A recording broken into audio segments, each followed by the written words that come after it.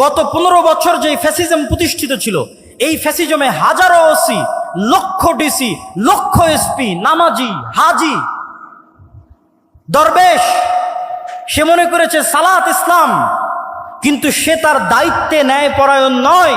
সে যে একজন ওসি হিসেবে সে ন্যায়পরায়ণ দায়িত্ব পালন করেনি। ডিসি, সচিব হিসেবে, এসপি হিসেবে, এসিল্যান্ড, সাব রেজিস্ট্রার তার পদের সাথে আমানতের খেয়ানত করেছে। অর্থাৎ সে ইসলাম বুঝে না।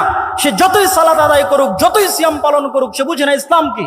7 শ্রেণীর মানুষকে আল্লাহ কঠিন কিয়ামতের মাঠে বিশেষ ছায়া দিবেন। তার 1 নাম্বার, আলেম নয়, হুজুর নয়, তাহাজ্জুদ গুজার নয়, পর্দাশীলা নয়, ইমামুন আদেল, যে তার দায়িত্বে ন্যায়পরায়ণ প্রিন্সিপাল, ওসি, ডিসি, প্রধানমন্ত্রী, প্রধান উপদেষ্টা, ন্যায়পরায়ণ সমন্বয়ক জান্নাতে যাবে।